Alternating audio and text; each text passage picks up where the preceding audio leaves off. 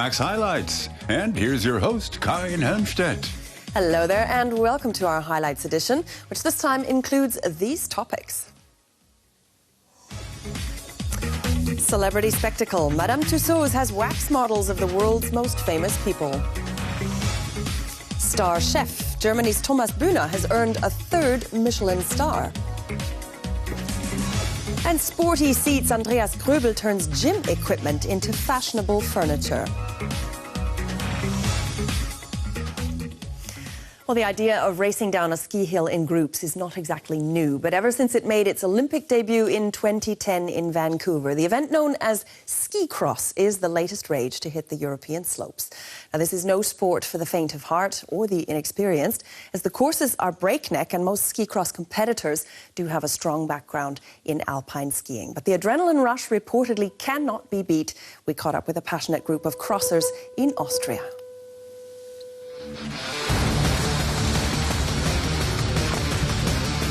The Mölltal Glacier in the Austrian Alps. That's where the best ski crossers from 3 nations are meeting for a training event. 4 contenders hurl themselves downhill in a test of skill and fearlessness. 18-year-old Julia Eichinger from Germany discovered ski cross a year ago. I wasn't sure exactly what it was about, but as soon as I tried it, I realized this is my sport.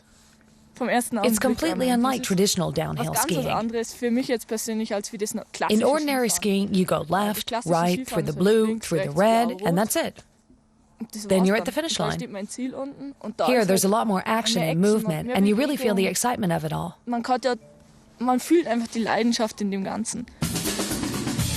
The fast-paced course is 1 kilometer long and covered with obstacles. Skiers can reach speeds of 100 kilometers an hour. It's a sport for adrenaline junkies. In Europe, the number of ski crossers on the slopes has doubled in the past 2 years. What I like is you're not just racing to beat the clock, you have competition. You might contact each other on the bends, or when you pass. Even in the jumps, it's a real adrenaline hit. In the qualifying round, every competitor first races downhill alone. You're placed in groups according to your qualifying time. In each race, the 2 fastest competitors progress to the next round, until the fastest 2 get through to the finals. It's important to get off to a good start. The tension keeps rising until you leave the gate, and then it's gone. All you think about is being the fastest to the finish line. It's a no-holds-barred race right up to the very end. In the race, it's all about getting ahead. You care less about the beauty of your curves. Instead, you have to barrel through it from above and cut the others off. Collisions can happen, but that's just the way it works.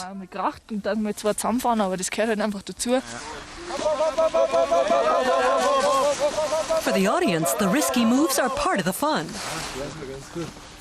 They crash and jostle for position and jump. It's got it all. It's action-packed, because your competition is right there. It's great. It's new and spectacular. And those guys out there must be pretty crazy. The media has also taken an interest in the gladiators on the slopes. The first televised ski cross events at the Olympic Winter Games in Vancouver achieved high viewer ratings. It was the 3rd most popular event, a real surprise. Nobody thought this new event would draw in so many viewers. After the Olympics, there was even a battle for the rights to televise the first World Cup in Germany. The networks, ARD and ZDF, both wanted it, but ZDF won out. At this year's World Cup, it's our turn. ARD will be there live and really put on a show.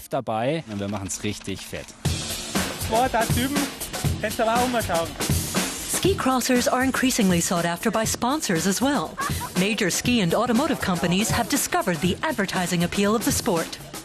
The sponsors realized it's a new field that no one has latched onto yet. So now they're pouncing on it. It's a young sport with good athletes. I used to do downhill, but that was all a bit more sedate. Here it's a lot livelier and more relaxed, especially with the racers from different countries. Alpine skiing is old school. We're the new generation, a little wilder. We're not more courageous, but we are a little nuts. I don't think every alpine skier would be willing to do this. Even the warm-up is a bit on the wild side. For Julia Eichinger, it's time to get down to business. But on the second curve, she gets into a duel of elbows with another competitor and loses valuable time. Julia ends up coming in last. 4 of us were next to each other, and the one on my right really pushed into my path. Then my skis crossed and I fell. That's ski cross. Victory or defeat, a tumble, or a good race. But I'm up against the very best, and I'm a newcomer. I'd say I really shook them up. Entry plans to stick with the Daredevil event. For Julia Eichinger and other ski cross fans, it's a thrill like no other.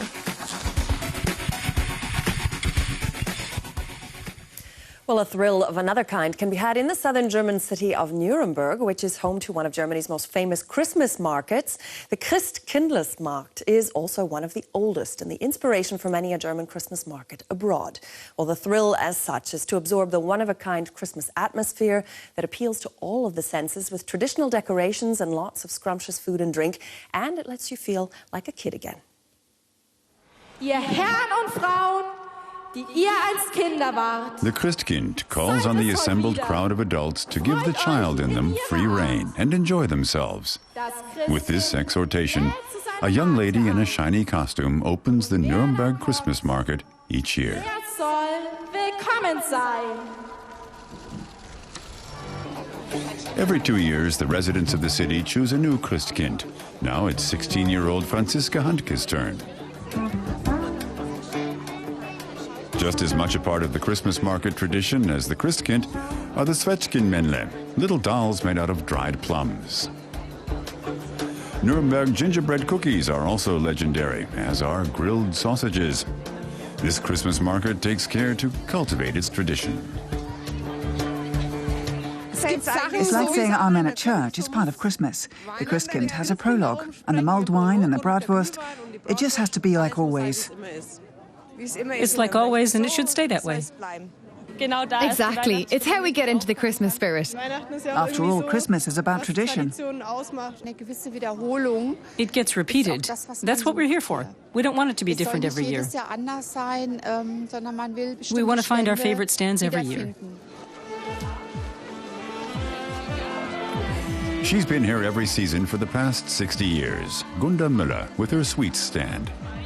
The Second World War interrupted the centuries-old tradition for several years, and in 1948, the market reopened. Julia Millau watched the city recover from the ruins. There was a heap of rubble over there. It had all burned down, and we had to shovel the rubble away to rebuild. That's how long I've been here. I saw all of that. These days, there are about 200 stalls at the Nuremberg Christmas market.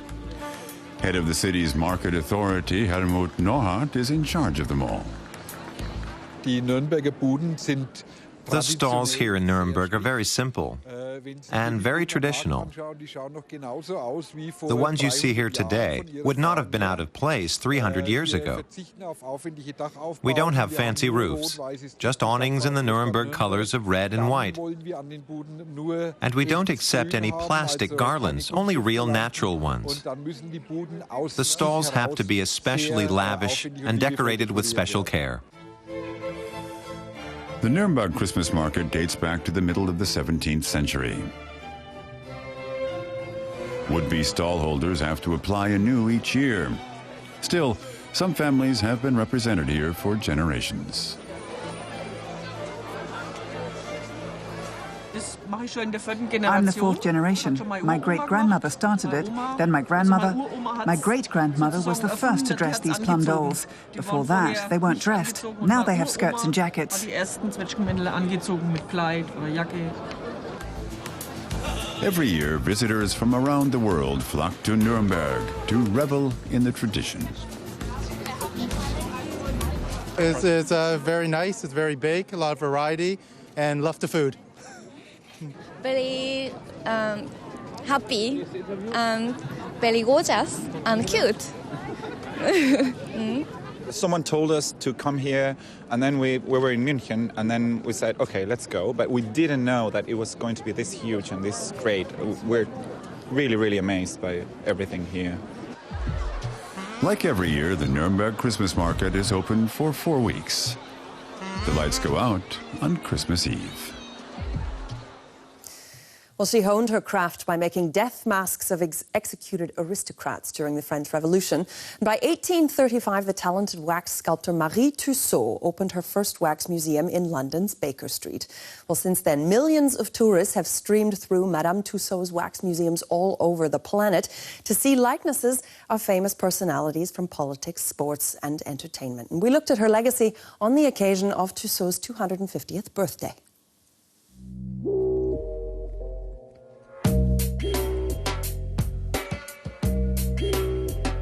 Famous faces made of wax, from musicians and sports stars to politicians. That's the successful formula behind Madame Tussauds. The original Madame Tussauds museum opened its doors in London. Today it's still drawing crowds, with visitors lining up outside an hour early, even in winter.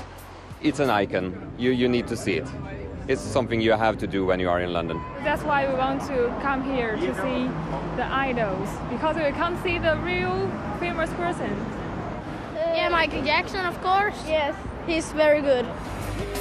Madame Tussauds London has been open since 1835. Since then, it's attracted more than 500 million visitors from around the world. And it unveils 12 new wax figures on average each year.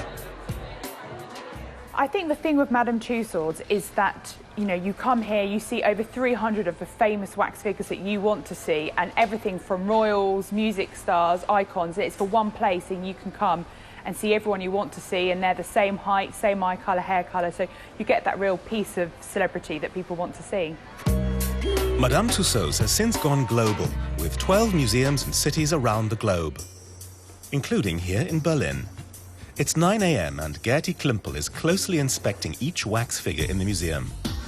She has just an hour for touch-ups before doors open. That means making sure the makeup, clothing and hair look perfect. Klimpel is the right woman for the job. She describes herself as detail-oriented. Klimpel is one of several members of what's known as the clean-up squad at Madame Tussauds.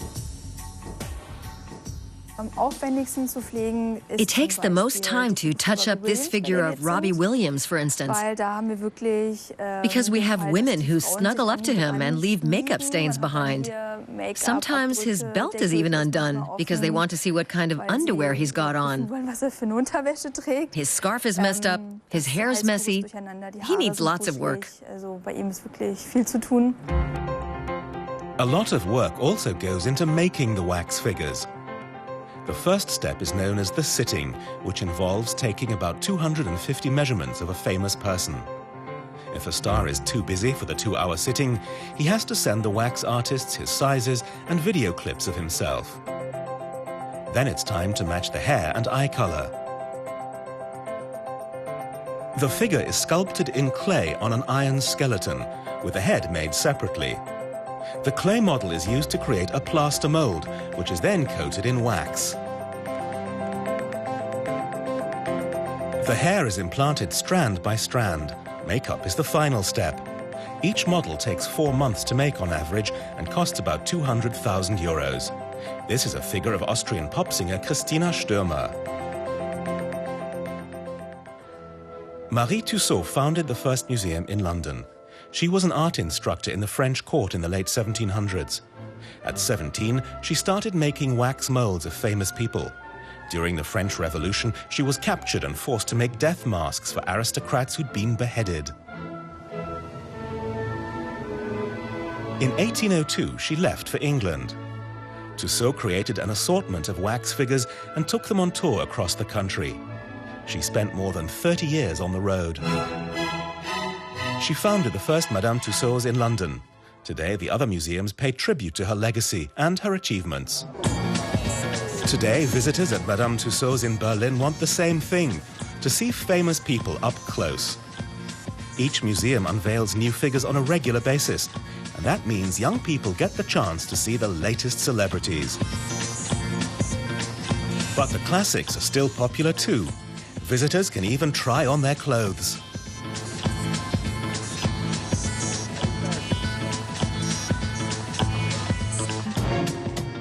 Madame Tussauds has been a major hit worldwide. The 13th museum is set to open in Sydney in May 2012. As of this month, Germany's Michelin star holders for the 2012 guide have been reshuffled, and Thomas Bühner from Osnabrück in Lower Saxony now belongs to an exclusive club of 9 three-star chefs. The distinction didn't come as a complete surprise in gourmet circles, as Bühner was on the waiting list as a designated hopeful for 2 years, and we visited him at his restaurant La Vie to see his kitchen wizardry in action. Desserts as pretty as a picture. Main dishes and starters that look like desserts. Culinary masterpieces, playful and intricate. It's almost a shame to eat them. These creations are the work of Thomas Bühner, one of 103 three-star chefs in the world. In Germany, he shares that accolade with just 8 others. It still gives me goosebumps. I was just walking in the woods with friends on a Sunday afternoon, and Herr Flinkenflügel, the editor of the German Michelin Guide, rang. For 2 years, he was widely tipped to get a 3rd star. 2 years spent waiting for that call. I couldn't say a word. I told him I was sorry. I was speechless. I thought I was going to fall over. I'd have to hold on to something. The next few days, I woke up and thought, yes. Upscale cuisine in provincial northern Germany. La Vie is in the heart of Osnabrück's old town. Thomas Bühner has been chef here for 5 years. 35 staff for 40 covers. That's just one of the reasons for its success. As a chef with a Michelin star, you have to be a keen observer. You have to ask yourself every day, could I do that better? Thomas Bühner is always trying to get the best out of his ingredients. I like to get the taste of the real product. What does it taste like? If someone tells me, I don't like Brussels sprouts or I don't like beetroot, maybe it doesn't have anything to do with Brussels sprouts or beetroot at all. Maybe they've never had them well prepared. That's why he uses cooking techniques that are very gentle, that retain the pure flavour. For example, he poaches red mullet in foil at a low temperature in a water bath. That way the fish just poaches in its own juices. Bühner loves experimenting. And in some ways, his restaurant resembles a laboratory. In the vacuum evaporator, for example, meat juices are reduced to a richly flavoured concentrate. The advantage is that we cook without bringing the temperature up to 100 degrees. By cooking at low temperatures, we avoid changes in taste. Physics, chemistry, and a lot of culinary skill. Every single course consists of up to 20 different ingredients.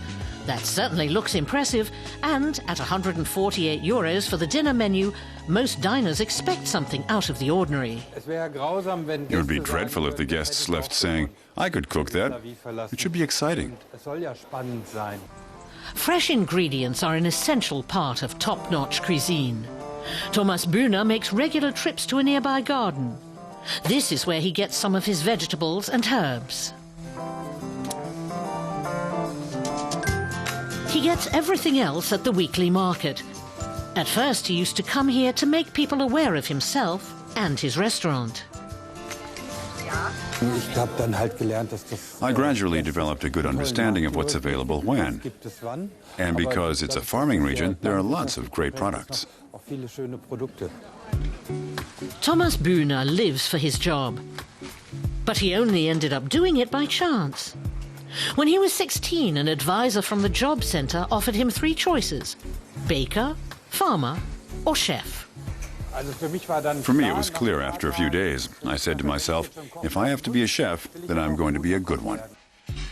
And he's certainly achieved that aim. Thanks, too, to his wife, restaurant manager and maître d', Dayanai Kanagaratnam. She's also responsible for the interior of La Vie. They make a perfect team. Well, almost. When I say yes, he says no, and vice versa. Time alone together has become more precious. Since La Vie was awarded its 3rd star, it's been booked solid every evening. Thomas Bühner's next aim is to live up to the expectations of guests who come from all over the world, and at the same time, to keep mastering the perfect taste. Well, anyone who went to school here in Germany may have any number of traumatic experiences to relate from gym class. Gymnastics often required learning to use ungainly pieces of apparatus like parallel bars or perhaps pommel horses, which from the perspective of small school children were very high and very daunting indeed. But one designer from Karlsruhe has tackled that trauma very profitably by making all kinds of old gym equipment a bit more user-friendly.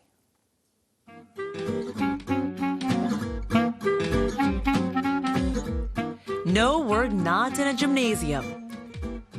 And what used to be a tumbling mat is now a place to sit. This was originally a vaulting box, but has since been converted into a set of drawers. A rather unconventional looking stool, while this pommel horse now makes for a comfortable looking bench. I think it's okay. These aren't seats for a cozy night in front of the TV, but I would say this is the kind of furniture that you can sit comfortably on for quite a long time, for a chat or an interview.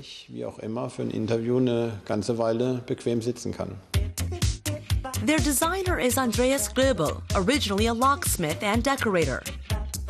But he's always been a fan of vintage furniture. In 2009, he set up a furniture factory with a friend and showrooms in Karlsruhe and Cologne. Then they began taking apart pommel horses and the like. I find it especially interesting to take a piece of gymnastic equipment out of its original environment and reinterpret it. You change it and combine it with other things, and then it can be used in a completely different context, a lifestyle context.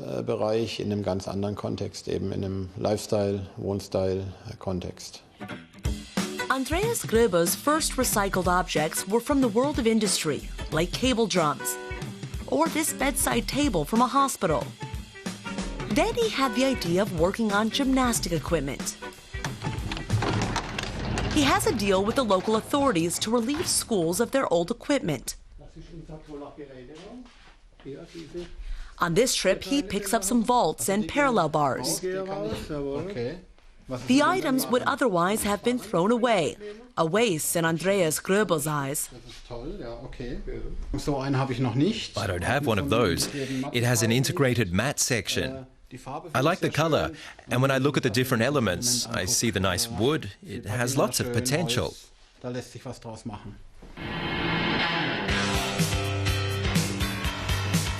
Turning an old set of parallel bars into a piece of designer furniture involves polishing, measuring, adjusting, and adapting. It takes Andreas Gröbel and his team an entire week. The idea of making a shelf out of a box is pretty simple. This is a box with 40 or 50 years under its belt. The wood is warped. Each element gets its own dynamic so that everything fits together. We have to get every drawer to work and the door installed the right way. So the idea of doing it is far easier than its actual realization.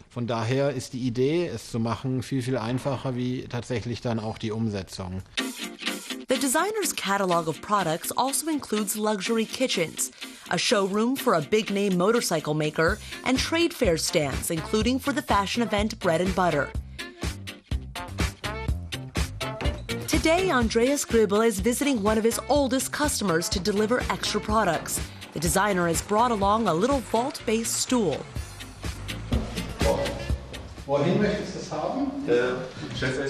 The one thing the old items do retain 100% is their weight. But the stool goes along great with the bench. It was the first piece I bought a couple years ago. I immediately fell in love with it. It brings back memories of school and sports, and above all, the harmony with the colors and the leather. A bench costs 1,500 euros and a stool 700. But for that, customers can look forward to the special emulsion finish Andreas applies. So those memories of school won't be accompanied by that usual gym odor. Well, that's all for this edition of our highlights. But don't forget, if you'd like to catch up on this edition, again, you can go to our website at dw-world.de/English/Euromaxx-highlights and watch it once more at your leisure. Well, that's all for this time. So from all of us here in Berlin, goodbye to everyone. See you soon and tschüss.